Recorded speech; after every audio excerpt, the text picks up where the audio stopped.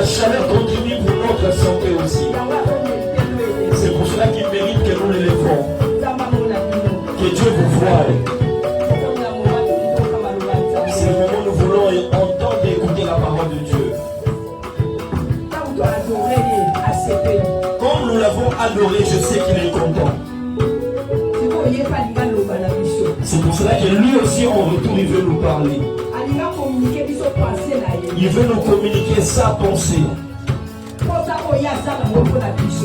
La pensée et l'envie, la volonté qu'il a pour nous. Voilà pourquoi si que toi mieux banda ko là. C'est là que là où tu es, commence à prier. Dis au Seigneur que j'ai laissé ma maison et je suis venu dans ta maison. Je suis venu t'écouter. Parle-moi en cet après-midi. Et ta parole ne rentre pas en vain. Mais que cette parole produise des effets dans ma vie. Que ces effets-là entrent même dans ma famille.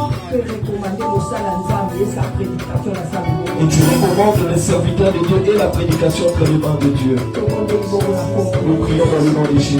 Père Céleste, voici le moment favorable au Père, nous venons t'écouter.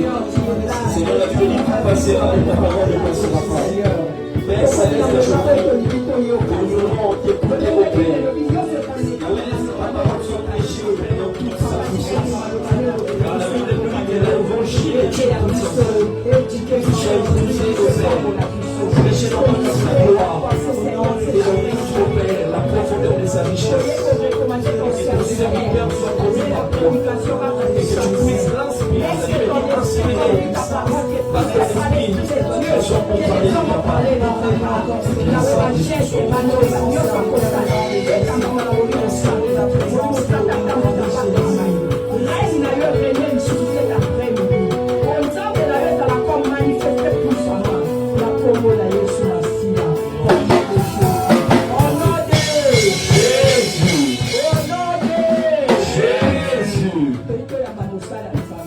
Accueillir le serviteur de Dieu.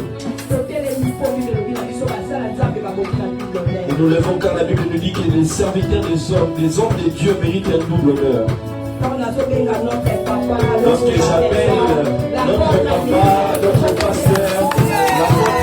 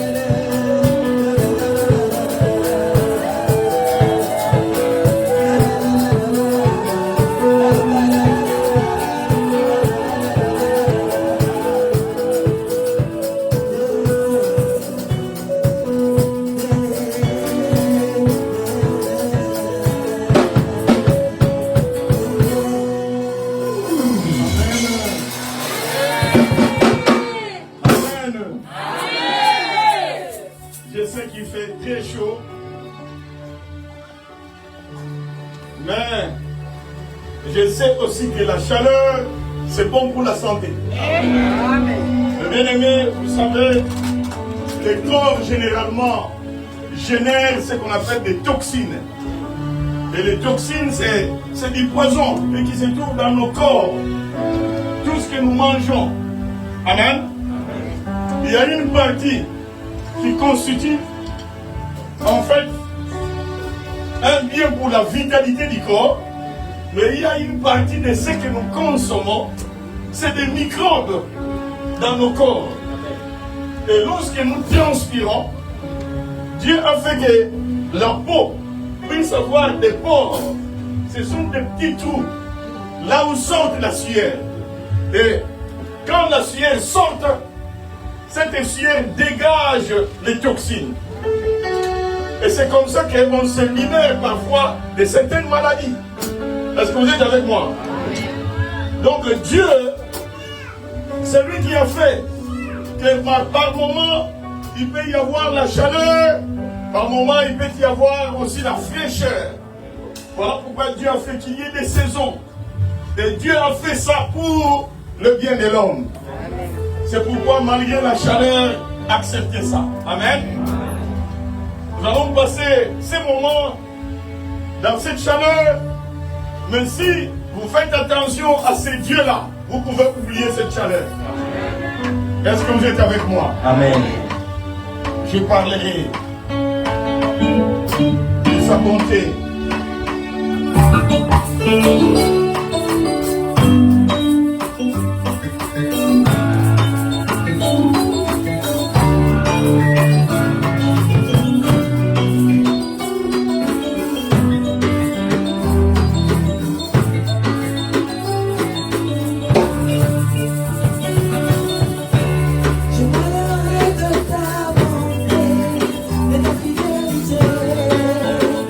Je dirai tout, tout,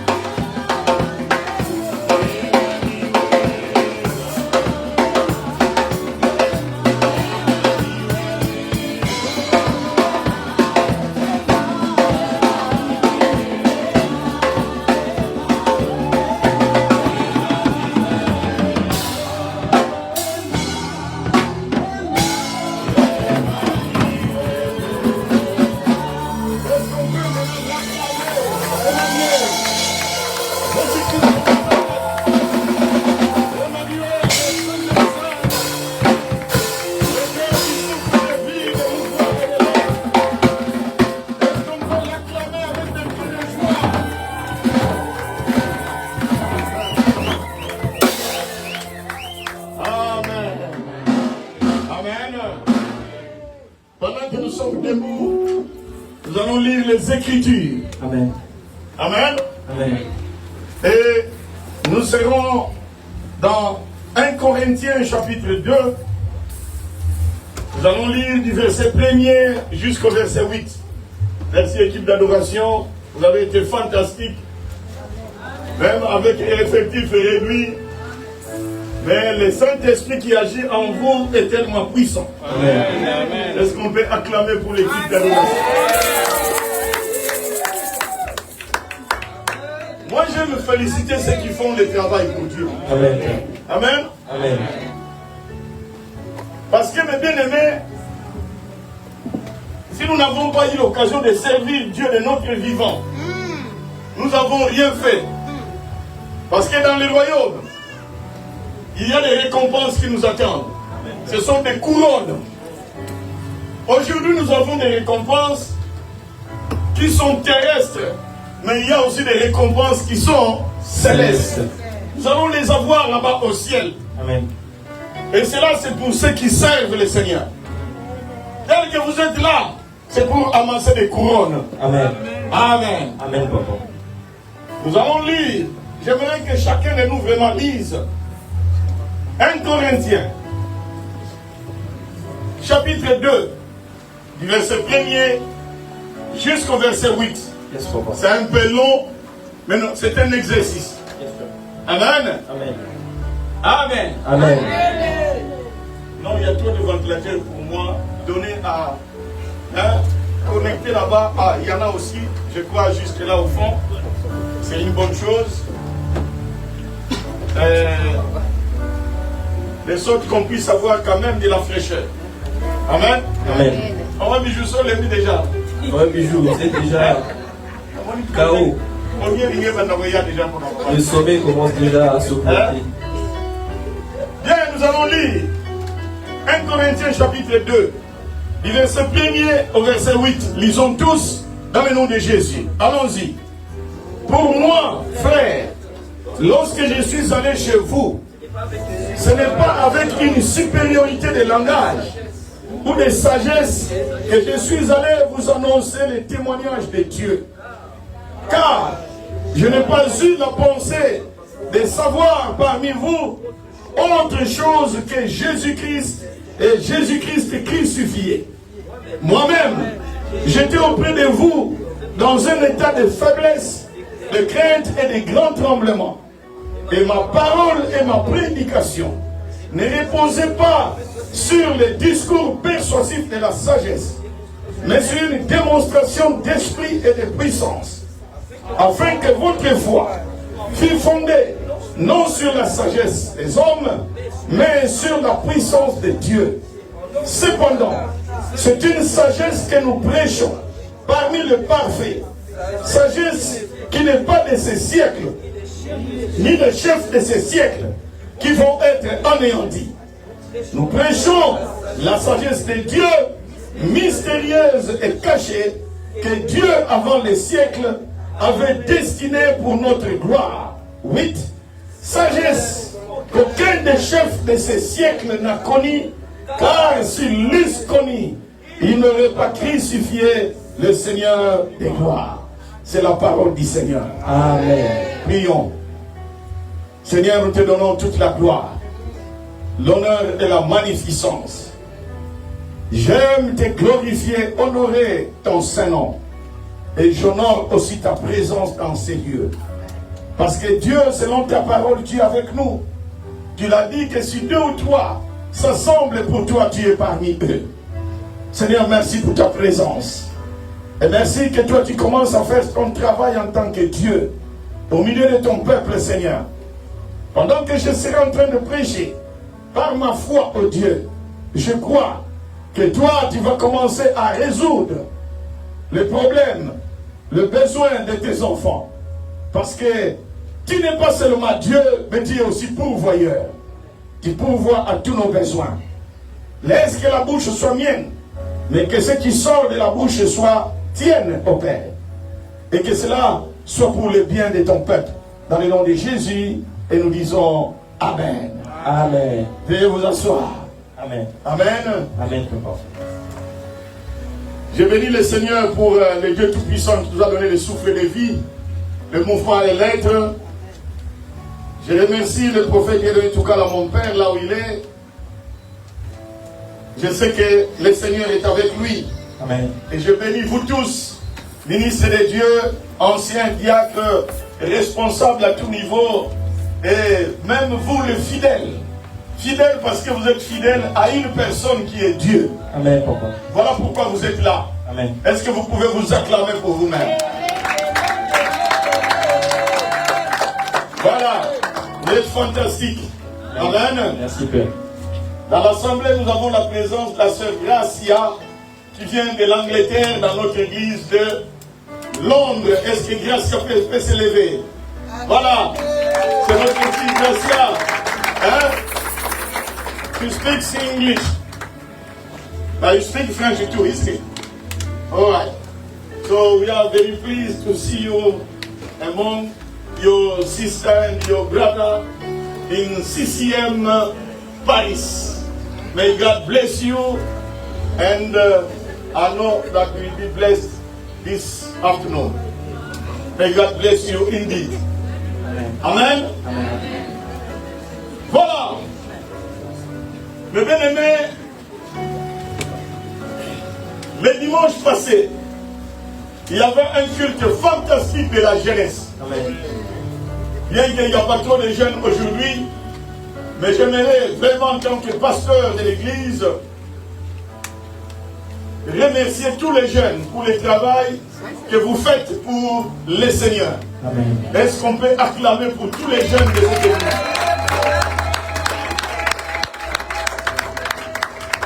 Voilà.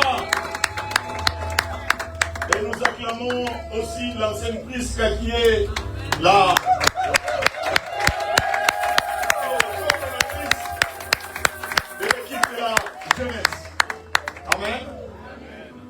Moi, je vous conseillerais de continuer dans la même lancée. Vous savez, dans la Bible, on nous parle des jeunes comme de Timothée. C'était un jeune. Amen. Amen. J'aime quand la parole dit que Timothée a dit imiter la foi même de sa grand-mère et la foi de sa mère. Elle a amené cette foi dans l'église. Et il est devenu aussi un serviteur de Dieu. Amen. Amen. Amen. Les bien-aimés, dans le royaume de Dieu, on commence toujours petit. Mais on finit comment? Grand.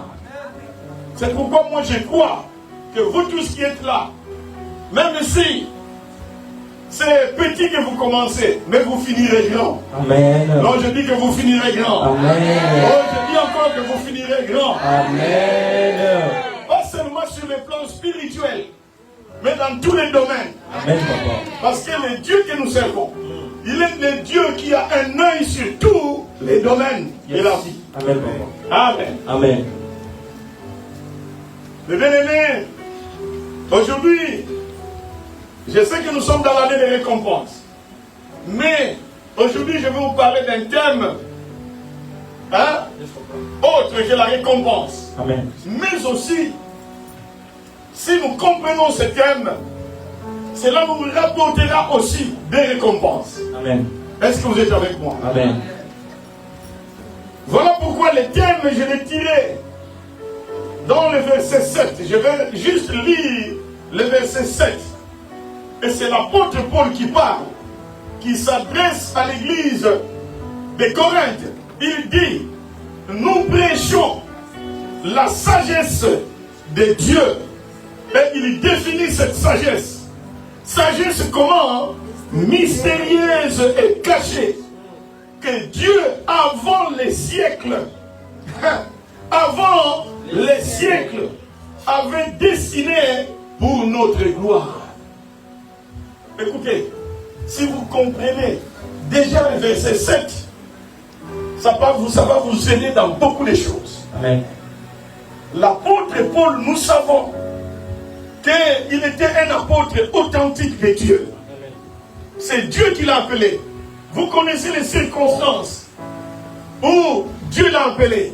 Il allait pour persécuter l'église. Mais dans le chemin du maïs, la Bible dit, c'est là que la lumière l'a frappé. Il est devenu aveugle. Et Dieu a envoyé un serviteur, Ananias, qui ne voulait même pas partir parce qu'il savait que ce Paul-là, il tuait les gens dans l'église. Il persécutait l'église. Mais puisque c'est Dieu qui a envoyé, alors Ananias est allé. Et c'est Ananias qui a prié pour lui. Et il a recouvré l'avion, on dit recouvrer, n'est-ce pas? Et il a finalement commencé encore à voir. Et Dieu a dit que toi, je t'ai choisi comme un apôtre des nations. Yes. Et puisqu'il a été choisi, le bien-aimé, il s'est mis à travailler pour le Seigneur. Amen. De la même manière, le bien-aimé, tel que nous sommes là, c'est Dieu qui nous a choisis. Vous n'êtes pas dans cette église par hasard. Amen, papa. Le vocabulaire hasard n'existe pas chez Dieu. Dieu ne tâtonne pas. Il est le Dieu, ce qu'il fait, il sait pourquoi il le fait. Quand il le fait, comment il le fait. Ça veut dire que ta présence dans cette église n'est pas un hasard. Amen. Amen, papa. C'est Dieu qui a posé son choix sur toi pour que tu sois dans cette église. Alors, puisque Dieu t'a choisi, alors mets-toi au travail. L'apôtre Paul a compris que c'est Dieu qui l'a appelé. Est-ce que quelqu'un me suit? Amen. Alors, il est allé, mes bien-aimés, il commence à nous montrer, pour nous dire que Dieu a destiné, préparé d'avance. Vous n'étiez pas encore nés. Mais vous étiez déjà dans la pensée de qui? De Dieu. Dieu a préparé d'avance, avant que vos parents ne naissent, une sagesse qui est mystérieuse et cachée. Avant la fondation du monde. Et la Bible dit que cette sagesse, Dieu l'a déjà préparée pour notre gloire. Oh, ça veut dire tel que tu es là. Hein? Dieu a prévu que toi tu puisses vivre la gloire. Mais pour que tu puisses vivre la gloire, il faut que tu sois bénéficiaire d'une sagesse qui est mystérieuse. Vous voyez déjà, c'est mystérieux. Donc quelque chose de mystérieux qui n'a jamais été l'apanage des gens de ce monde. Amen. Qui n'a jamais été la conception des gens de ce monde. Mais c'est Dieu qui a conçu. Est-ce que vous comprenez ça? Amen, papa. C'est pour vous dire qu'il y a plusieurs sortes de sagesse. Yes. Et l'apôtre Paul, c'est lui qui a reçu cette révélation.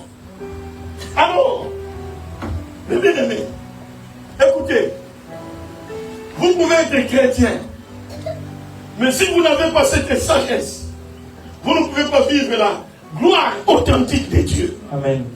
Est-ce que quelqu'un me suit? Amen, papa. Dieu est celui qui ne fait pas des choses au hasard, comme je vous ai dit. Il sait qu'il y a un peuple que lui va hériter. Et ce peuple-là va devenir parmi eux les enfants de Dieu. Et il a prévu que ces enfants soient dotés d'une sagesse qui soit mystérieuse. Et cette sagesse est cachée en chacun de nous. C'est à nous de découvrir cette sagesse. Amen. Parce que quand nous découvrons cette sagesse, c'est alors que nous allons vivre la gloire et la véritable gloire de Dieu. Amen. Est-ce qu'on peut acclamer ce Dieu? Alors, l'apôtre Paul ici, il est en train de répondre aux questions des Corinthiens. Vous savez, mes bien-aimés, les Corinthiens, de toutes les églises que l'apôtre Paul avait plantées, implantées. L'église de Corinthe, c'était l'église où il y avait un peuple très intelligent. Est-ce que vous êtes avec moi? Amen, papa. Mais bien aimé, beaucoup de savants sont sortis de ce peuple. Le peuple corinthien. Yes, papa. Mais qui étaient aussi parmi eux des chrétiens. Et les Corinthiens avaient l'habitude de discourir dans ce qu'ils appelaient l'aréopage. Yes, papa. Donc l'aréopage, c'était comme une salle de conférence. Est-ce que vous me suivez? Amen. Et il y avait de la jubée. Ça veut dire que c'est un endroit en étage là. Et cet endroit-là, c'était une place où l'orateur se tenait. Et tout le reste en bas. Alors il venait discourir sur les sujets qui concernent les choses de ce monde. Donc tout le monde pouvait venir vanter son intelligence, sa sagesse à lui. Est-ce que quelqu'un me suit? Amen, papa. Alors, un jour, c'était le tour de l'apôtre Paul. Dites avec moi le tour de l'apôtre Paul. Le tour de l'apôtre Paul. C'est pourquoi l'église attend ton tour. Amen. Je dis quoi? Attends ton tour. Ton tour viendra. Amen. Ne te précipite pas dans les choses de Dieu. Devant vous, Dieu a placé un homme, son serviteur. Si le serviteur n'a pas encore vu, même si Dieu t'a parlé, mais attends ton tour. Est-ce que quelqu'un me suit? Amen, papa. Ça ne sert à rien de se battre à l'église pour des postes. De se battre parce que celui-là a fait ceci. Moi, je n'ai pas encore fait ça. Pourquoi lui? Pourquoi pas moi? Attends ton tour. L'apôtre Paul allait, il écoutait les gens qui, même aimés, épataient les autres par leur sagesse, par leur connaissance. Alors, finalement, c'était le tour de l'apôtre Paul. Amen. Amen. Amen, Père. Alors l'apôtre Paul, le bien-aimé, il est allé prêcher aussi dans l'aéropage. Et il avait persuadé, en leur prêchant Christ, et ce n'est pas n'importe quel Christ, Christ ressuscité. Yes. Est-ce que quelqu'un me suit? Amen. Il leur avait persuadé, mes bien-aimés. Mais, ces gens-là, comme c'était des orgueilleux, ils se croyaient plus intelligents. Maintenant, ils ont appelé l'apôtre Paul pour la deuxième fois. En fait, ils n'ont pas voulu montrer comme s'ils étaient persuadés. Par l'orgueil, ils disent, bon, nous voulons encore que tu viennes nous prêcher pour la seconde fois. Mais ce qui est vrai, c'est que l'apôtre Paul est allé leur prêcher, non pas avec la sagesse du monde, mais avec la sagesse de Dieu. Amen. Dites avec moi la sagesse de Dieu. La sagesse de Dieu. Ils ont entendu des choses qu'ils n'ont jamais entendues avant. Avant, c'est vrai, ils entendaient les discours sur les choses de ce monde, sur la science de ce monde, Amen. sur la connaissance de bien-aimés des choses de ce monde. Mais quand ils ont entendu l'apôtre Paul, ils ont dit non, on n'a jamais entendu des choses comme ça. Amen. Mais ils ne voulaient pas faire voir ça. Ils ont été persuadés par l'apôtre Paul. Alors, ils ont demandé qu'ils viennent encore le prêcher pour la deuxième fois. C'était pas orgueil. C'était pas orgueil. Vous savez, il y a des gens qui sont parfois des orgueilleux. Qui a bien parlé, mais ça il est de côté. Ah, il n'a rien fait. Surtout nous. Passez-moi l'expression. Bien qu'au niveau du sport, on est en train d'avancer dans notre pays. Mais il faut qu'on avance aussi dans beaucoup d'autres choses. Nous devons seulement apprendre à accepter les autres. Oui. Est-ce que quelqu'un me suit? D'avoir la tolérance, c'est important. Mais bien aimé, ces Corinthiens-là, ceux qui étaient au niveau de l'aéropage, pour la plupart, c'était des païens. Maintenant, l'apôtre Paul est allé prêcher la parole pour les gagner. Est-ce que quelqu'un me suit? Amen. Oh, j'aime l'apôtre Paul. Vous savez, les Grecs qui étaient mélangés avec les Corinthiens, c'était un peuple qui était très fort. Je vous ai dit que parmi eux, les Corinthiens, il y avait des savants. Et les Grecs, mes bien-aimés, c'était un peuple fort. En ces temps-là, ils étaient comme les États-Unis d'Amérique. Est-ce que quelqu'un me suit? Amen. Ils avaient réussi à imposer leur langue, leurs coutumes, leur idéologie. Ils l'ont imposé en ces temps-là. Et vous savez, mes bien-aimés, ils ont imposé leur langue partout. Voilà pourquoi, mes bien-aimés, la Bible que nous voyons, elle a été d'abord écrite en hébreu et ensuite en grec. Oh! Est-ce que vous comprenez? Amen, papa. Les autres langues sont venues après. En hébreu seulement parce que Dieu, cette parole-là, envoyée d'abord à son peuple. Voilà pourquoi c'était d'abord écrit en hébreu, mais aussi en grec. Et les autres traditions que vous voyez sont venues plus tard. Amen. Parce que les Grecs, ils s'imposaient. Vous voyez ça? Même après la destruction de l'Empire grec, pour l'avènement de l'Empire romain, mais ils continuent à s'imposer. Leur langue. Voilà pourquoi beaucoup de choses qui sont dans ce monde, ou les autres langues, parfois on se réfère toujours aux Grecs. Parce que ce sont des Grecs qui donnaient les meilleures interprétations des choses. Est-ce que quelqu'un me suit? Amen. Maintenant, l'apôtre Paul va aller parler à ces gens-là. Est-ce que vous comprenez? Amen, Père. C'est comme on te prend toi. On te dit, tu vas aller maintenant parler là où il y a des grands professeurs d'université. Mais toi, tu vas apporter quoi? La parole. Écoutez, si tu es avec Dieu, hein, peu importe là où on te placera. Mais si tu as la chose de Dieu, toi, tu vas triompher. Amen. Oh, je dis que tu vas triompher. Amen. Je dis encore que tu vas triompher. Amen. Et c'est là au nom de Jésus. Alors, l'apôtre Paul, mes bien-aimés, voilà, avec humilité, au verset 3, voilà ce que l'apôtre Paul a dit. Au verset 3, il dit, moi-même, j'étais auprès de vous dans un état comment? De faiblesse. De faiblesse. Il dit d'abord ça, de faiblesse. Au fait, il parle de faiblesse suite à la persécution subie par ce même peuple. Parce qu'ils l'ont persécuté. Écoutez, l'apôtre Paul, c'était le genre de personnes qui savaient qu'il avait Christ en lui.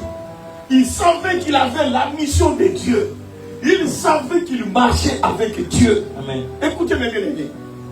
Même si dans ta vie, tu es en train de subir des persécutions graves, mais n'oublie jamais que tu es enfant de Dieu. Amen. C'est ce qui va continuer à te motiver. Écoutez, le Christ est en nous. Ce n'est pas un slogan. C'est une réalité. Que Christ est en nous. L'espérance de la gloire. Donc Dieu a fait ces choses. C'est lui qui a Christ en lui. Il est tout différent de tout autre grand homme sans Christ. Amen. Oh, je ne sais pas si vous avez compris. Une personne peut venir avec tous ses diplômes. Il peut venir avec tout son argent. Il peut venir avec son bagage intellectuel. Mais s'il n'a pas Christ, et que toi tu as Christ, toi tu es plus grand que cette personne. Amen. Je ne dis pas hein, que les élèves, les enfants qui sont là, qui sont encore sur les bancs de l'école, je ne vous dis pas que les études sont moins importantes. Je n'ai pas dit ça. Mais je suis en train simplement de vous montrer hein, que que le mystère de Dieu pour nous qui sommes ses enfants. Amen. Ne sois jamais découragé dans la vie, même si les choses ne marchent pas. Amen. Parce que celui qui est en toi est plus grand que celui qui est dans le monde. Amen. Tôt ou tard, la situation finira par changer. Amen.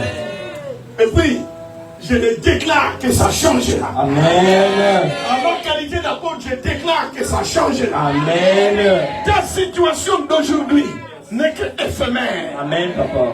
Mais Dieu fera que le Christ en toi se manifeste. Amen. Et c'est là au nom de Jésus. Écoutez, moi je déclare seulement en tant que serviteur de Dieu. Je le déclare parce que je crois en ce Dieu qui a dit dans sa parole que c'est lui qui confirme la parole de ses serviteurs. Si j'ai déjà dit quelque chose que Dieu a confirmé dans cette église, c'est qu'il peut encore confirmer d'autres paroles, Amen. d'autres déclarations. Yes, papa. C'est pourquoi je déclare que toi tu ne seras pas la même. Amen. Toi tu ne seras pas la même personne. Non, ta vie changera. Amen. Toi-même tu changeras. Amen. Et tu témoigneras de ce que je suis, un fils ou une fille de Dieu. Amen. Et c'est là au nom de Jésus. l'apôtre Paul, par humilité, il dit, il sait, il parle à qui? Des gens qui sont des orgueilleux. Écoutez, quand tu parles aux orgueilleux, ne va pas aussi avec ton orgueil. L'orgueil plus orgueil, c'est le désastre. Est-ce que quelqu'un me suit? Amen. Vous voyez, dans les couples, quand l'homme est orgueilleux, et la femme aussi veut être qui? Orgueilleuse. Vous voyez ces couples-là. Ça finira par s'éclater. À un certain moment, quand c'est l'homme qui monte, la femme fait quoi? Descend. C'est simple. Parce que quand le mari monte, ça veut dire qu'il y a le feu, n'est-ce pas? Mais quand toi tu vas encore monter, tu augmentes le feu, oui ou non? Oui. Eh, fais plus de feu, mais c'est l'enfer dans la maison. Amen, papa. C'est l'enfer dans la maison. Voilà pourquoi l'apôtre Paul, il comprend. Je parle à un peuple qui se croit beaucoup plus intelligent que moi. Peut-être oui, sur le plan des diplômes qu'ils ont, mais ils n'ont pas ce que moi j'ai. Yes. Oh. Écoutez, le Christ en vous, c'est plus qu'une richesse. Oh. C'est plus qu'une Richesse. Non, je ne l'ai pas bien dit. C'est plus que des richesses. Est-ce que quelqu'un me suit? Très bien, Père. Écoutez, je suis en train de parler de la sagesse. Quand Proverbe dit que la sagesse a plus de valeur que les objets de perles. Les perles. Or, les perles sont plus importantes que l'or. Est-ce que vous me suivez, peuple? Amen, papa. Alors l'apôtre Paul dit, au verset 3, moi-même j'étais auprès de vous dans un état de faiblesse. Suite à quoi? À la persécution subie par ce peuple. Yes. Mais aussi à cause de l'intelligence de ce peuple. C'est pourquoi lui, il s'est humilié. Écoutez, l'humilité n'est pas l'humiliation. Est-ce que vous me suivez? Amen, papa. L'humilité, c'est différente de l'humiliation. Ne pense pas que si tu te rabaisses quelque part, tu es simple, tu es humble, que tu es humilié. Non. Amen. Est-ce que quelqu'un me suit? Amen. L'humilité est différente de l'humiliation. Toi, tu peux t'humilier. Si la personne te considère comme humilié, c'est elle en fait qui ne comprend pas que toi, tu es en train de prendre la position spirituelle. Yes. La Bible dit, Dieu résiste à qui? Aux orgueilleux, papa. Aux orgueilleux. Mais il fait grâce à qui? Parce que l'humilité précède quoi? La gloire. La gloire. l'apôtre Paul connaissait ces choses. C'est pourquoi il est en train de parler à ces gens-là. Et il a dit, moi-même j'étais auprès de vous dans un état de faiblesse. Donc les gens ont commencé à dire, ah oui, il est en train de reconnaître qu'il est faible. Il bouge les têtes, il secoue. Or, l'apôtre Paul est en train de leur prêcher. Il faut avoir les stratégies de la diffusion de la parole. Amen. Quand tu t'en vas prêcher quelqu'un la parole, il faut avoir la stratégie. Yes. Toi, tu peux être bien aimé parfois plus grand que la personne. Hein? Yes. Mais tu ne lui montres pas ce que toi tu es. Tu n'es pas à lui présenter ce que toi tu es. Mais ce que toi tu as, le Christ en toi. Yes. Parfois tu peux être chef d'entreprise. Mais tu t'en vas trouver quelqu'un à qui tu vas évangéliser. Mais qui est chômeur. Qui n'a pas du travail. Mais toi tu es chef d'entreprise. Mais tu t'en vas évangéliser cette personne. Et tu lui dis, mon frère, moi que tu vois, peut-être que je n'ai même pas fait des études. Je sais que toi tu vas être plus grand que moi. Mais toi-même tu sais que tu as des choses en toi. Amen. Tu ne fais pas état de ce que toi tu es dans l'évangélisation. Yes. Humilie-toi. Parle de Christ. Et tu verras la main de Dieu. Amen. Écoutez, l'apôtre Paul n'était pas aussi n'importe qui. L'apôtre Paul, il était un docteur de la loi. Yes, papa. Parce que lui-même a grandi auprès de Gamaliel. Yes. Et Gamaliel, c'était un docteur de la loi. Donc l'apôtre Paul connaissait bien la loi. Yes, papa. Quand il parle lui-même à un certain moment, il dit, je suis hébreu, né d'hébreu. Donc il voulait dire que je connais bien la loi de Moïse. Mais au-delà de la loi de Moïse, j'ai rencontré Christ. Amen. J'ai rencontré qui? Christ. Alors que les sacrificateurs de ce temps-là au temple, ils ne voulaient pas adhérer à la doctrine de Jésus-Christ. Yes. Mais l'apôtre Paul, lui, connaissait cette doctrine. En d'autres termes, il était docteur de la loi. Il connaissait bien la loi de Moïse, mais au-delà de la loi, il connaissait aussi la doctrine de Jésus-Christ. Amen. Est-ce que quelqu'un me suit? Mais quand il parle au grec, il ne fait pas état de ce qu'il est. Il dit, je viens auprès de vous dans un état de faiblesse. Et il ajoute, et de crainte et de grand tremblement. Pourquoi il parle de crainte et de tremblement? Alors il dit ça aux gens, mon fils Julie, qui sont plus instruits, des savants. Et quand ils entendent ça, il est en train de craindre même. Il tremble devant nous. Mais lui, il sait ce qu'il est en train de faire. Est-ce que quelqu'un me suit? Amen.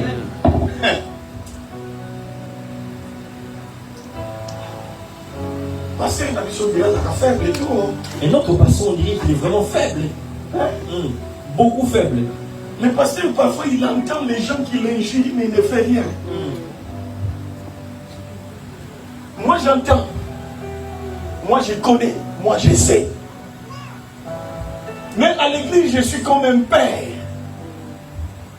Il y a des choses parfois que vous dites sur moi que je sais, que je connais.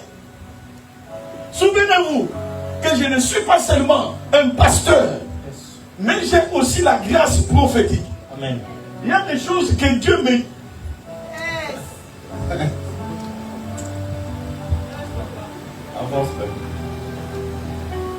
La fois passée, il y a quelqu'un. Dieu a fait que cette personne soit bénie au travers de moi. Mais cette personne, non pas seulement qu'elle ne vient plus à l'église, mais elle est en train de faire une sorte de campagne contre moi. Mais pourtant, non, ça, il faut qu'on le dise. Que le Seigneur a fait que cette personne soit bénie au travers de moi. Alors, j'étais en train de prier Dieu, pourquoi cette personne n'arrive pas à l'église? Pourtant, Dieu, toi, tu sais combien toi tu m'as utilisé pour... Le Saint-Esprit me dit, son cœur n'est plus avec toi. Alors, lorsque tu as le temps, parle à cette personne. Je ne lui ai pas encore parlé. Est-ce que vous me suivez? Amen, papa. Mais voilà comment Dieu fait les choses. Et il y a quelqu'un qui m'appelle, qui me dit, pasteur, et la personne qui m'appelle, elle aussi ne vient plus. Mais qui accuse l'autre parce qu'il se parle. Vous voyez, les gens qui ne viennent plus à l'église, vous devez faire très attention. Hein? Ces gens-là, ils ne viennent plus à l'église.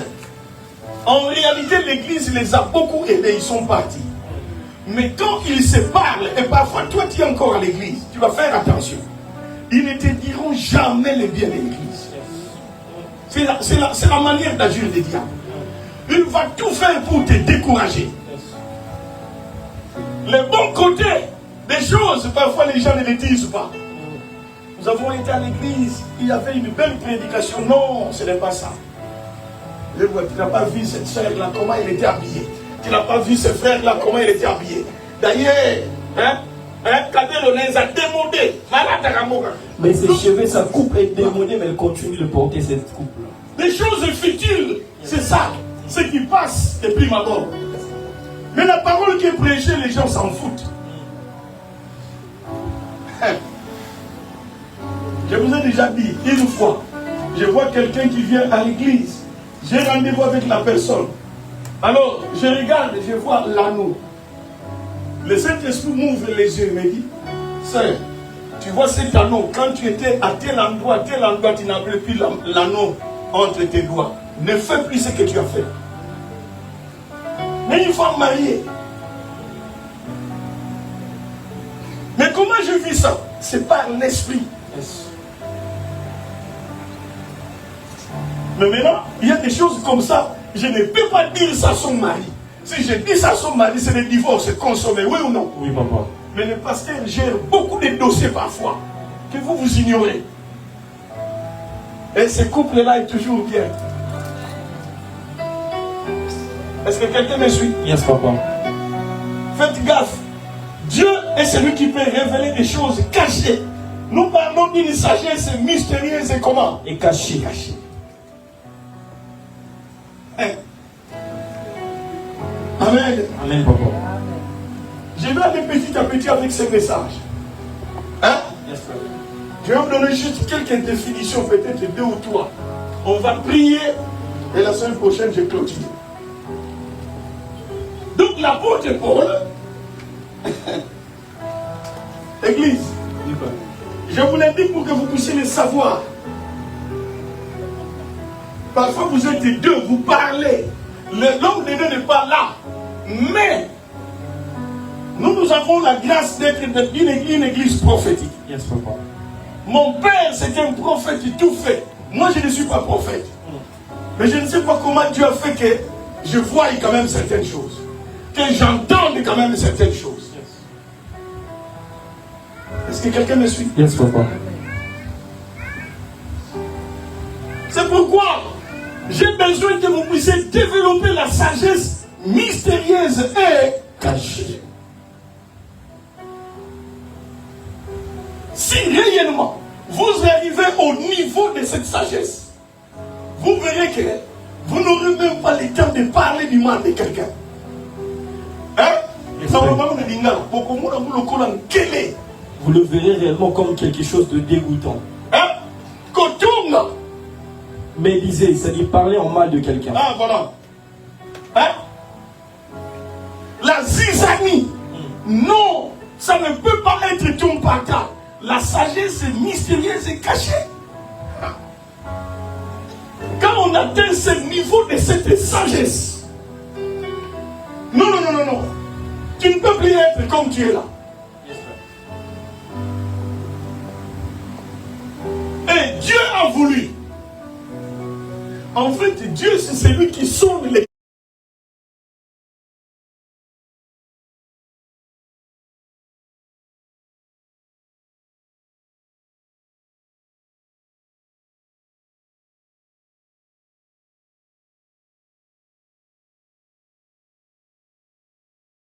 cœurs, qui sonde les reins. Dieu sait que ce peuple-là, et très orgueilleux par rapport à leur connaissance. Yes, sir. Alors, je dois les renvoyer quelqu'un à qui j'ai doté de ma puissance. Yes, sir. Voilà pourquoi l'apôtre Paul, quand il dit, je ne suis pas venu auprès de vous avec une supériorité de langage. Yes. Mais ma prédication ne repose pas sur un discours persuasif Yes. de la sagesse. Ah. Donc la sagesse du monde. Yes, sir. Mais avec une quoi? Démonstration. Mon fils, que Dieu te bénisse. Que cette sagesse que nous prêchons soit ton partage. Amen. Que l'Éternel t'amène à la dimension de la maturité spirituelle. Amen. Dans le nom de Jésus. Dans le nom de Sois Jésus. béni. Amen. Vous voyez, l'apôtre Paul est en train de leur dire, ces gens-là, il allait petit à petit. Quand vous voyez son discours, hein, Yes, sir. vous voyez qu'il est parti des choses simples, il est en train de monter. Écoutez, il n'a pas parlé de la sagesse mystérieuse et cachée au premier verset. Non. Hein, par pasteur Moïse. Mis au deuxième verset. C'est au septième verset qu'il va parler de cette sagesse.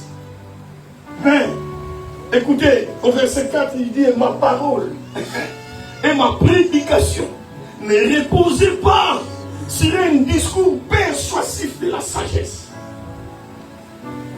Donc il parle de la sagesse du monde. Yes, sir.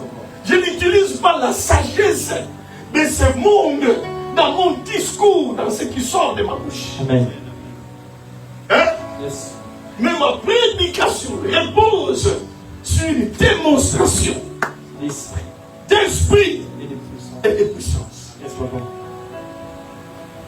C'est pourquoi quand vous voyez dans cette église hein, que le Saint-Esprit se manifeste, il y a des prophéties qui se font. La parole de Dieu prêchée. Maintenant, là, je suis en train de prêcher la parole. En réalité, il n'y a personne qui est saisi. Vous le voyez, hein, rempli du Saint-Esprit. Mais non, il y a une communication spirituelle qui se fait. Amen. Est-ce que quelqu'un me suit? Yes, sir. C'est ce qui fait que la parole elle-même, qui est prêchée, cette parole est en train de créer une vie en vous. Amen. Yes. Donc en fait, la parole communique la vie. C'est que, en réalité, tu étais dans l'église.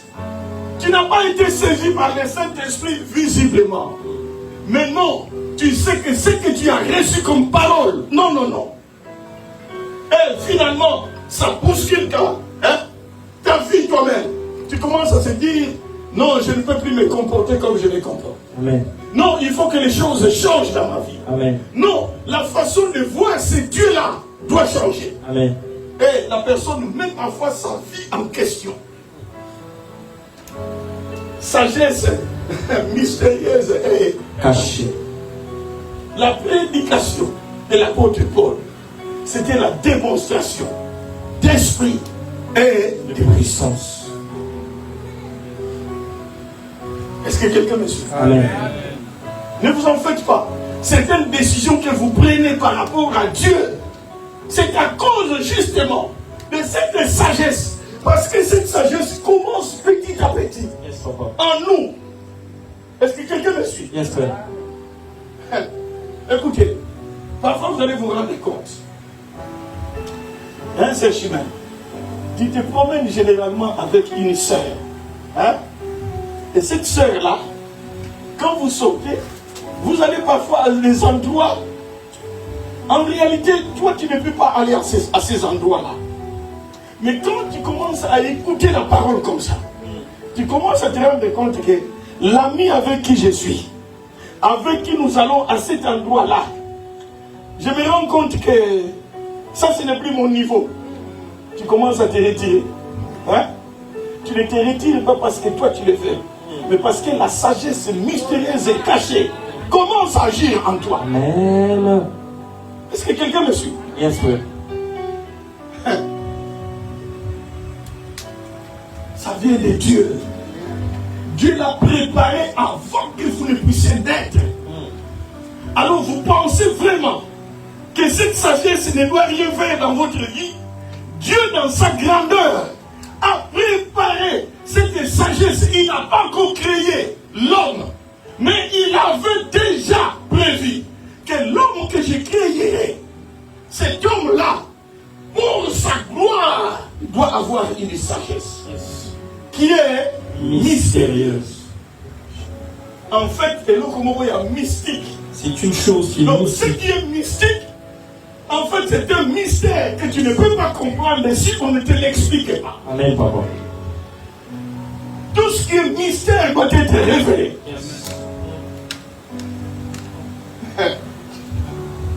Est-ce que quelqu'un me suit? Amen, papa. Oh, j'aime l'apôtre Paul. C'est parmi les apôtres dans la Bible. Ce n'est pas pour rien que lui-même, à un certain moment, il dit: je ne suis pas le moindre des apôtres. Non, il n'était pas le moindre. Lui n'a pas vu Jésus. C'était l'apôtre post-ascensionnel. Ça veut dire Jésus est monté au ciel. Et ensuite, l'apôtre Paul est gagné. Est-ce que vous me suivez? Amen, papa. Il n'a pas vu Jésus comme les Pierre, comme les Jacques, les Gilles, etc. Lui, il n'a pas vu Jésus physiquement, mais il l'a vu en esprit. Amen. L'apôtre Paul, il recevait des révélations impossibles. La sainte scène que nous faisons à l'église, ou même les petits enfants, les bébés, peuvent prendre la sainte scène. C'est la révélation de l'apôtre Paul. Amen. Hein?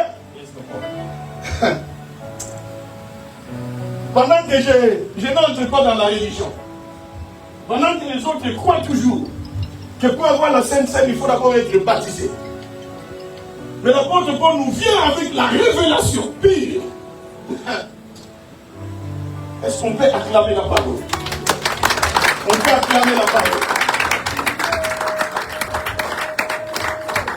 L'apôtre Paul, il est allé à l'aérobage, non pas à cause de son intelligence de l'école, non. Par moment, quand vous allez prêcher la parole, oublie que toi-même tu es très intelligent. Confie-toi au Saint-Esprit. Amen. Parce que le Saint-Esprit peut t'amener à des choses parfois que toi tu peux considérer comme inutiles. Pourquoi le Saint-Esprit m'amène dans ce terrain? Non, le Saint-Esprit sait mieux que toi. Amen, papa. Pourquoi la Bible dit que le Saint-Esprit t'ordonnera et te dira à l'heure même ce que tu auras dit? À l'heure même. Moi, quand vous me voyez ici, on veut me donner la parole pour que je prêche. Donc, je me rends compte comme si c'est la première fois qu'on va me donner la parole. Alors, je dis, cher Saint-Esprit, ce que je dis, Dieu est témoin. Cher Saint-Esprit, moi, je ne sais rien, mais c'est toi qui connais tout. Amen. Je vais aller à cet endroit qui est saint. Ton peuple est saint. Et alors, ta parole, elle est aussi sainte. Elle est sacrée. Alors, j'ai besoin, cher Saint-Esprit, que tu m'aides à parler à ce peuple qui t'est si cher. Parce que le sang de l'agneau a coulé pour ce peuple. C'est pourquoi quand je viens ici pour prêcher,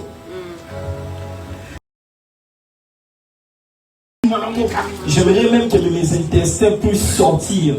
donc que je puisse vous donner le meilleur de ce que je paie. Amen. Hein?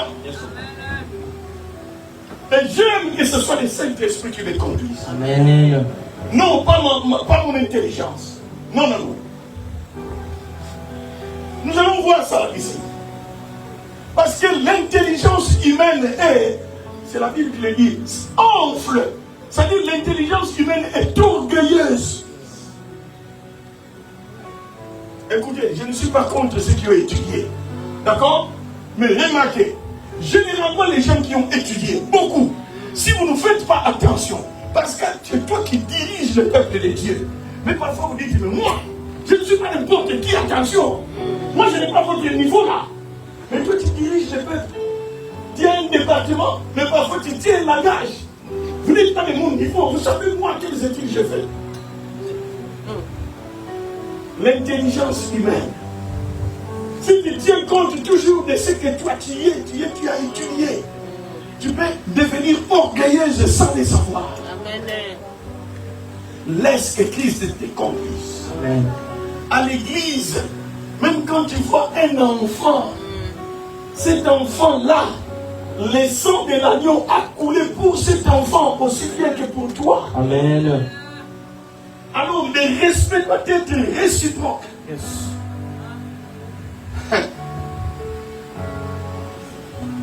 Moi j'entends souvent, pasteur, il ne me salue pas. Après ça, on a monté. Il me salue pas. Mais moi aussi, pasteur, il y a des gens qui ne me saluent pas. Je ne me plains pas.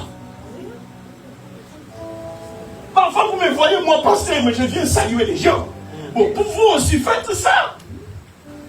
Dans l'église, suivez l'homme de Dieu qui est en train de vous diriger. Dans le Seigneur. Moi, je ne me plains pas. Si la sœur, Pierrette, elle m'a vu, elle ne m'a pas salué, elle est partie. Est-ce que je dois en faire un problème? Non. Parfois, je ne sais pas pourquoi elle est allée vite, elle ne m'a pas salué. Mais parfois, dans l'église, nous créons des problèmes là où il n'y a pas de problème.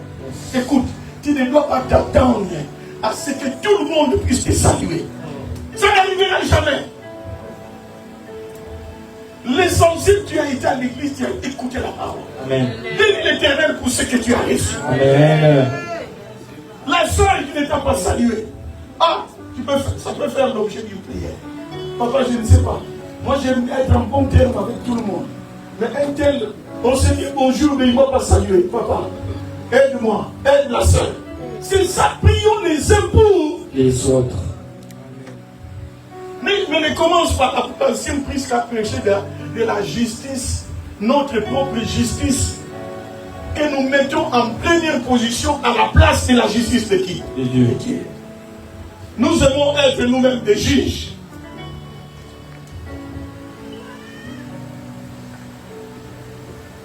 Moi, parfois, je salue quelqu'un. Je fais ça. La personne se tourne comme ça. Je le touche même à l'épaule. Pasteur, mais c'est moi qui ai commencé par Saluer. lui saluer. Est-ce qu'on ne peut pas développer des manières comme ça? La sagesse mystérieuse est Caché. l'apôtre Paul. Et il dit, je suis venu vers vous avec crainte et tremblement. Parce que l'apôtre Paul, le bien-aimé, prenait au sérieux. Est-ce que vous me suivez? À cause du sérieux que lui-même considérait la mission qu'il avait comme quelque chose de sacré.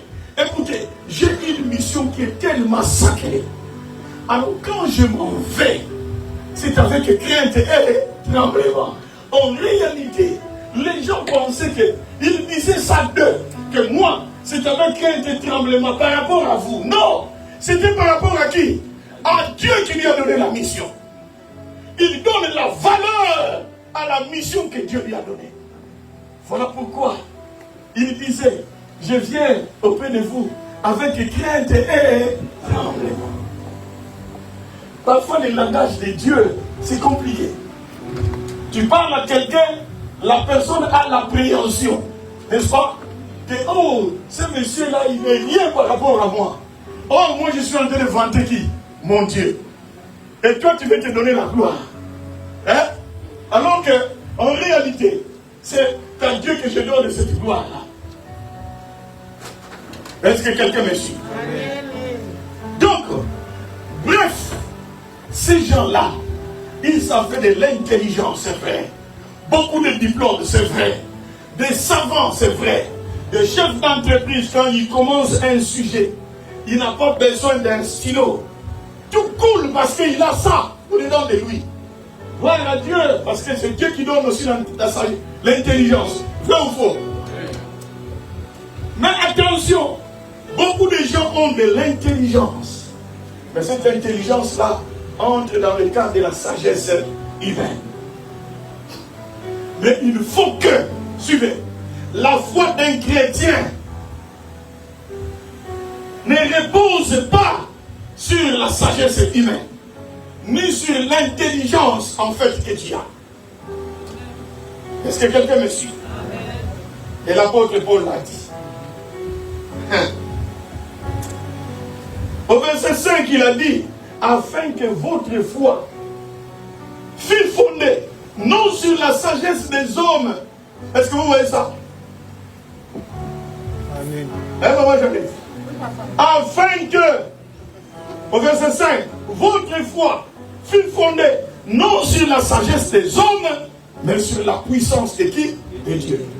Chaque fois qu'elles n'ont pas de la puissance de Dieu, c'est lié à la sagesse mystérieuse et comment cachée. Est-ce que quelqu'un me suit? C'est pourquoi je vais vous parler maintenant des sortes de sagesse. Sortes de sagesse. Écoutez, il y a plusieurs sortes de sagesse. Je vais vous en citer quelques-unes. Première sorte de sagesse, c'est la sagesse humaine. C'est ce que je venais de dire. La sagesse comment? Humaine. La sagesse comment? Humaine.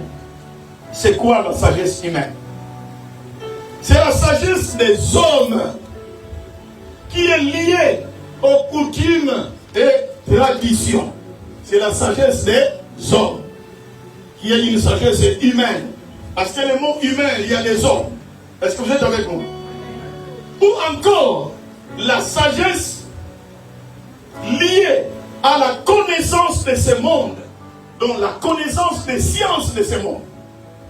Ça, c'est la sagesse comment? Humaine. Deuxième sorte de sagesse, c'est la sagesse satanique. Dites avec moi la sagesse satanique. La sagesse satanique. Je sais qu'il fait chaud, mais moi j'écris, vous pouvez aussi crier. Dites avec moi la sagesse satanique. La sagesse satanique. Comme vous le voyez, vous l'entendez, c'est la sagesse qui vient de Satan, notre ennemi, notre adversaire. À un certain moment, il faut dire votre adversaire, comme l'a dit l'apôtre Paul. Lui, il ne disait pas mon adversaire, il disait votre. En d'autres termes, comme si lui a déjà vaincu Satan. Il dit votre adversaire, le diable. Est-ce que quelqu'un est avec moi? Donc la sagesse satanique est celle du diable et qui est utilisée dans le monde des ténèbres. Donc les sorciers, les occultistes, les marabouts, toutes ces personnes-là qui sont dans le voyeurisme satanique, ils utilisent la sagesse qui n'est pas de Dieu. Ils n'utilisent pas la sagesse des hommes, mais ça c'est vraiment la sagesse satanique. Et c'est très dangereux lorsqu'on a un contact avec cette sorte de sagesse. Troisième sorte de sagesse. C'est la sagesse divine. Dites avec moi la sagesse divine. La sagesse divine. Dites avec moi la sagesse divine. La sagesse divine. Maintenant, la sagesse divine, c'est une sagesse qui a 3 dimensions. Dites avec moi 3 dimensions. 3 dimensions. Dites avec moi 3 dimensions. 3 dimensions. Nous avons la sagesse de l'homme spirituel. Nous avons la sagesse des anges. Et nous avons la sagesse par l'esprit. Alors, nous allons expliquer toutes ces choses. Dans la sagesse divine, nous avons la sagesse de l'homme spirituel. Est-ce que vous êtes avec moi? Nous avons aussi la sagesse des anges.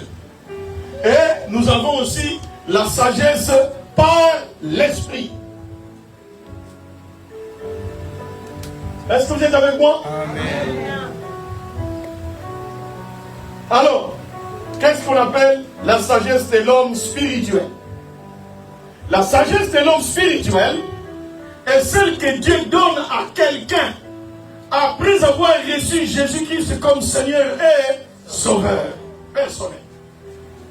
Et c'est cette sagesse-là. Donc, toute personne qui est déjà née de nouveau de l'Esprit de Dieu a la sagesse de l'homme spirituel. L'homme spirituel Le contraire, c'est l'homme animal. Vous êtes avec moi? Amen. Vous êtes avec moi? Amen. Donc l'homme, la sagesse de l'homme spirituel, c'est cette sagesse que Dieu donne à quelqu'un après avoir reçu Jésus-Christ comme Seigneur et Sauveur. Et c'est cette sagesse, suivez, c'est cette sagesse de l'homme spirituel qui nous permet de comprendre les Écritures. Suivez bien. Donc si tu commences à comprendre les Écritures, c'est à cause de la sagesse de l'homme, comment? Spirituel. Est-ce que vous êtes avec moi? Amen. C'est cette sagesse qui commence à t'amener à marcher selon les Écritures. Donc quand tu comprends les Écritures, tu lis les Écritures, maintenant tu te dis, oh, donc oh ça je ne savais pas ça.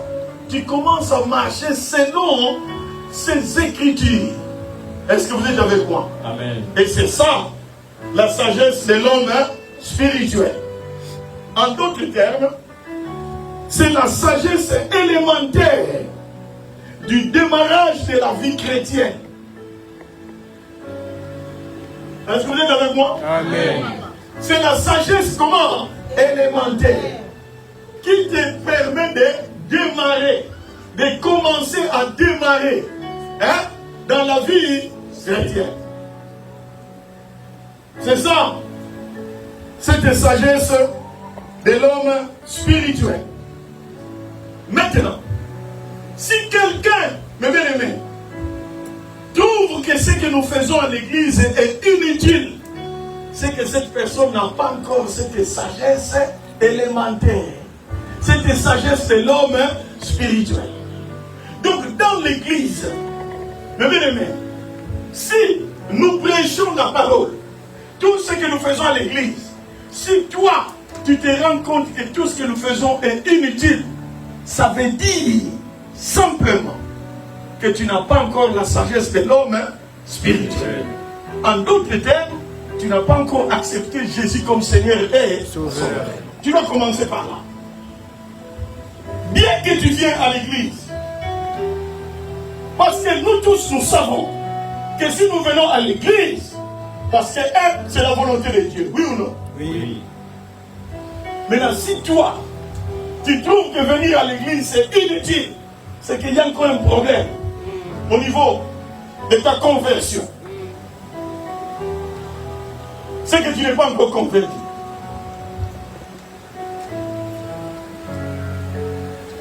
Est-ce que quelqu'un me suit?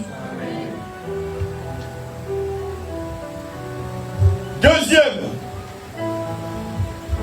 je vais parler de la sagesse des anges. D'accord?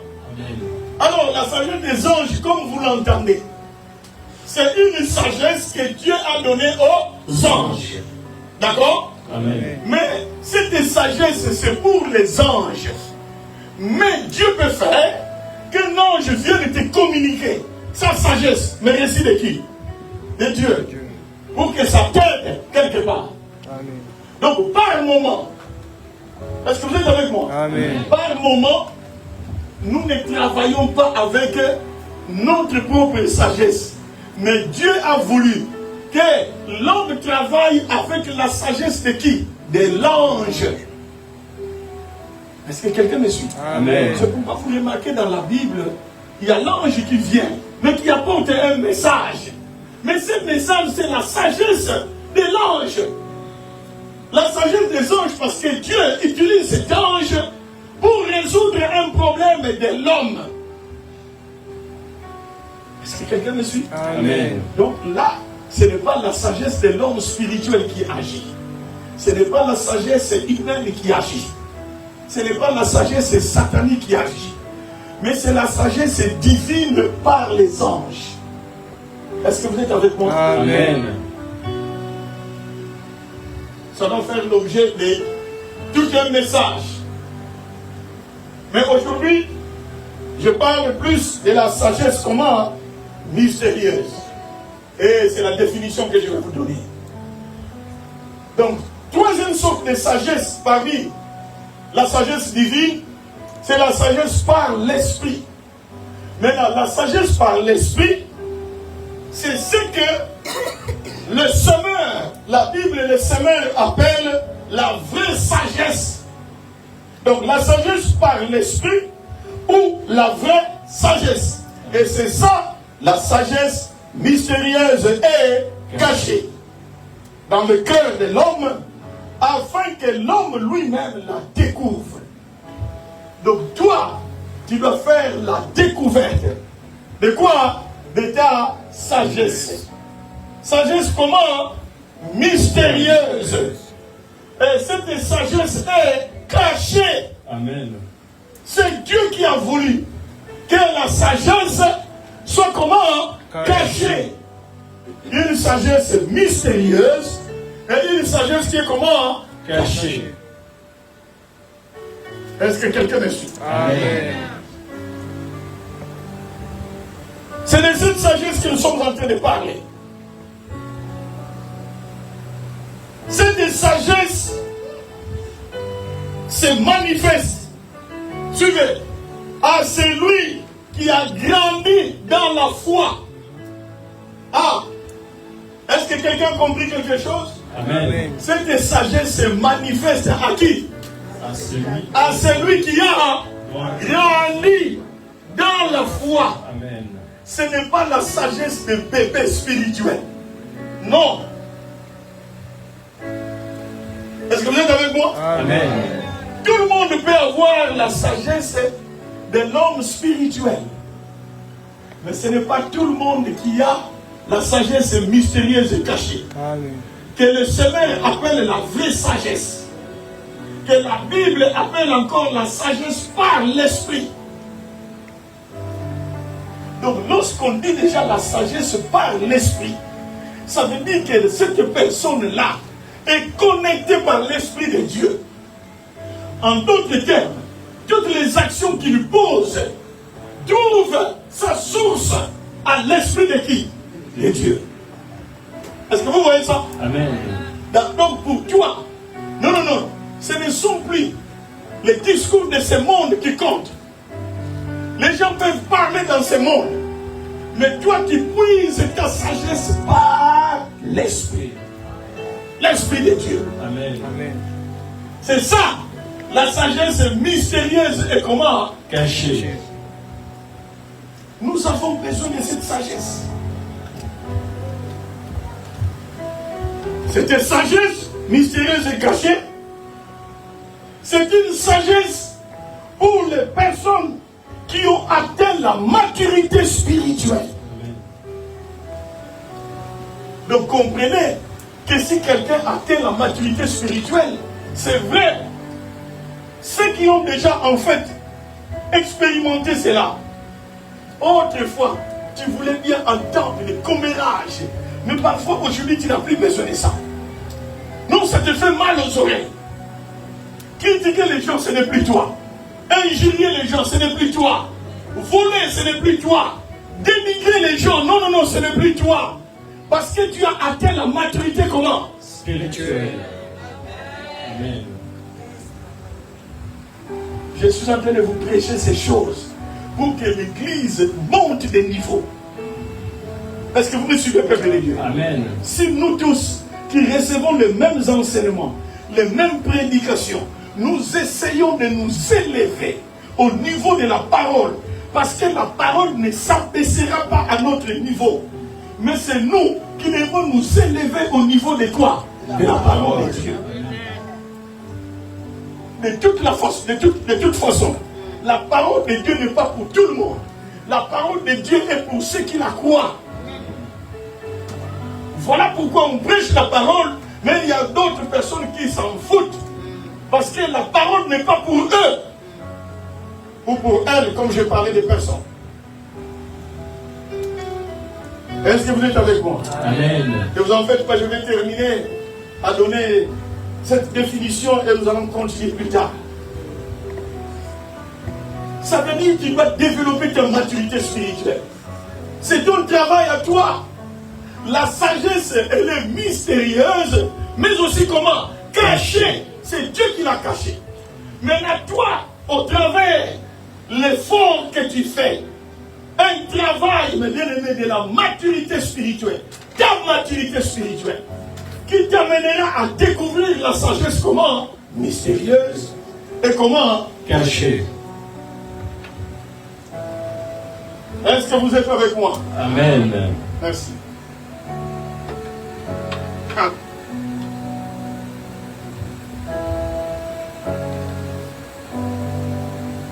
Donc, c'est l'âge spirituel de quelqu'un qui fait que cette sagesse se manifeste. C'est ton âge spirituel. Je ne parle pas de l'âge physique. Tu peux avoir 60 ans, mais ton âge est normal. Mais l'âge spirituel, c'est à peine 5 ans. Est-ce que quelqu'un me suit? Toi, tu dois tout faire pour que tu avances spirituellement parlant. Et c'est ça qui va commencer à te mettre en contact avec cette sagesse.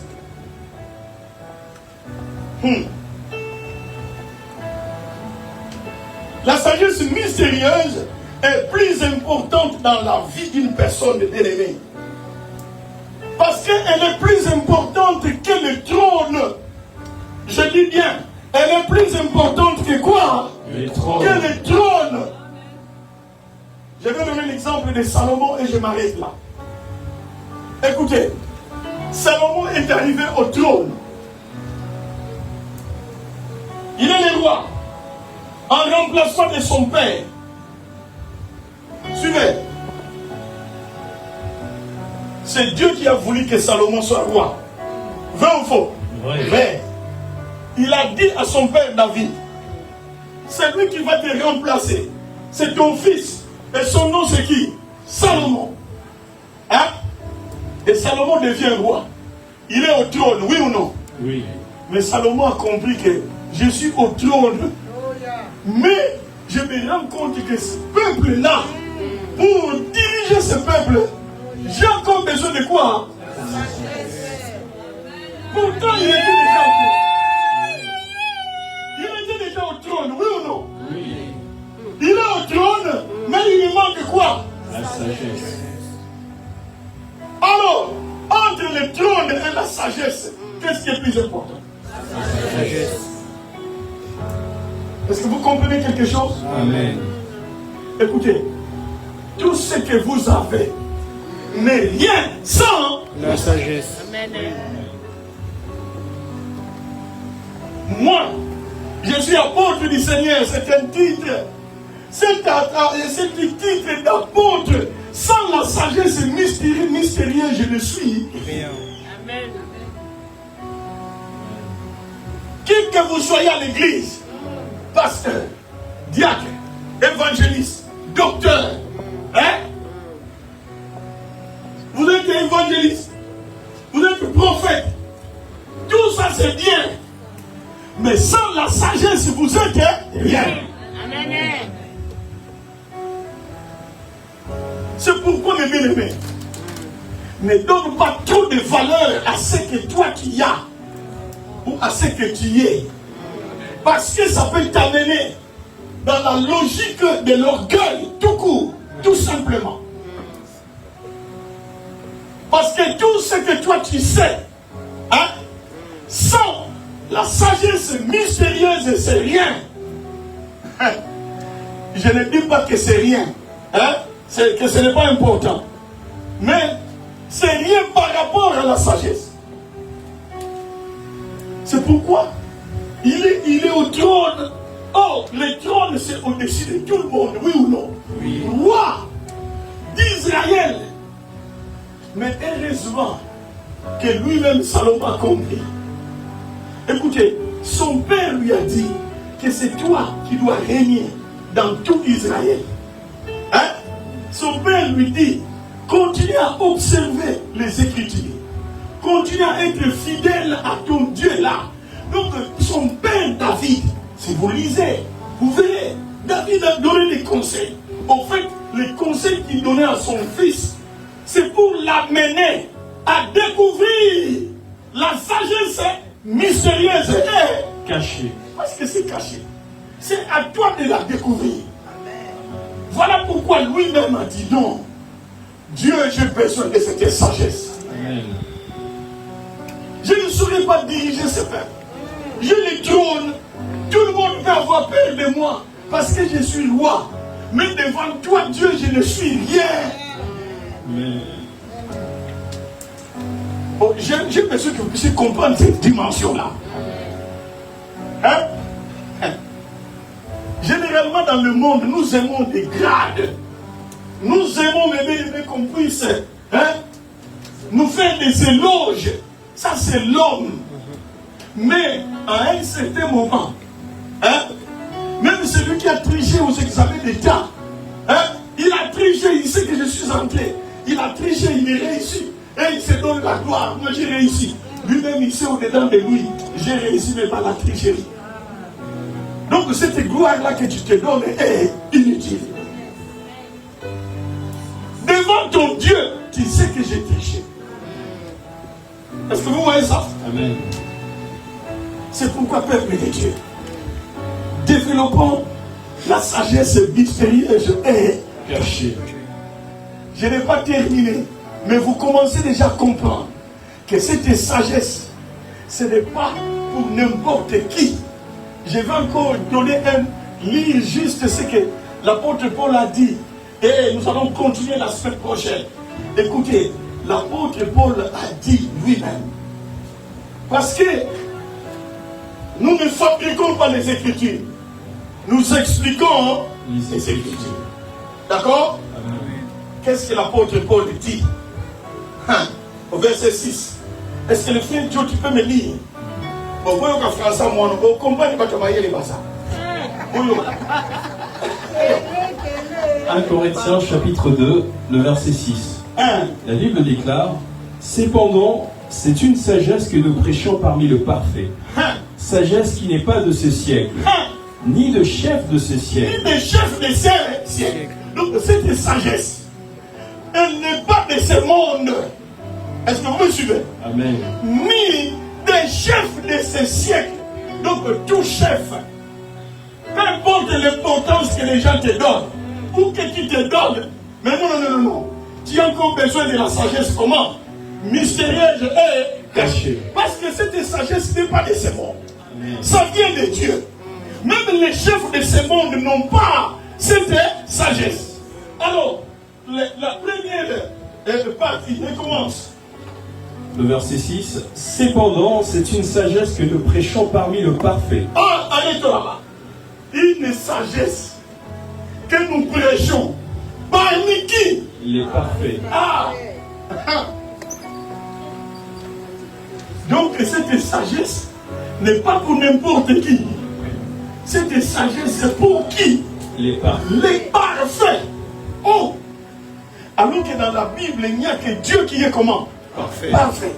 Mais Dieu sait que parmi son peuple, il y a aussi des parfaits. Amen.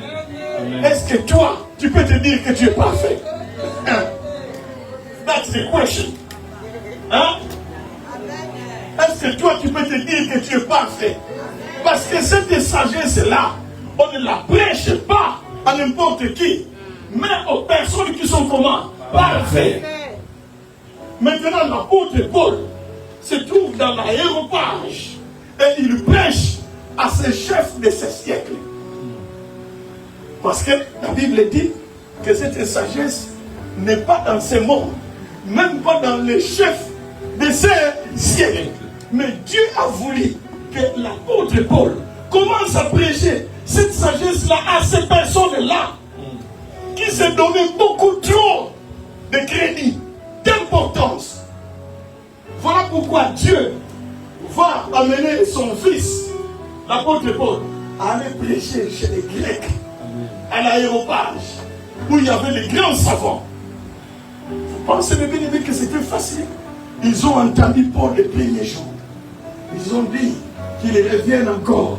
Nous allons l'entendre encore. Parce qu'ils ont compris que tout ce que nous faisons comme des discours, c'est rien par rapport à ce que l'apôtre Paul a prêché. Parce qu'il a prêché la sagesse mystérieuse et cachée. Et je déclare que cette sagesse soit votre partage. Je déclare que la sagesse mystérieuse et cachée soit votre partage. Amen. Je déclare que le Dieu de tout cas que je prêche vous dote de cette sagesse. Amen. Et que l'Éternel vous amène dans la maturité spirituelle. Amen. Vous n'allez plus raisonner comme les gens de ce monde. Amen. Vous allez commencer à raisonner comme les parfaits. Amen. Puisque vous êtes les parfaits, amen, que cette sagesse soit manifeste en vous. Amen. Que l'Éternel vous aide pour que chacun de vous découvre cette sagesse. Amen. C'est là au nom de Jésus. Et c'est là au nom de Jésus. C'est là au nom de Jésus. Équipe d'adoration. Voilà. Équipe d'adoration. Nous allons chanter notre Dieu. Amen.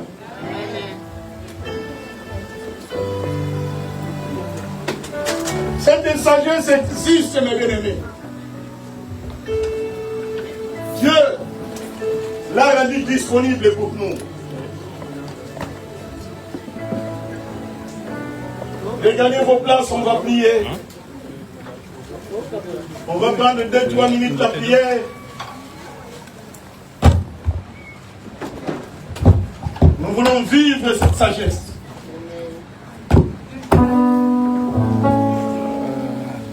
L'église, je sais qu'il fait chaud. Mais si vous pouvez vous lever.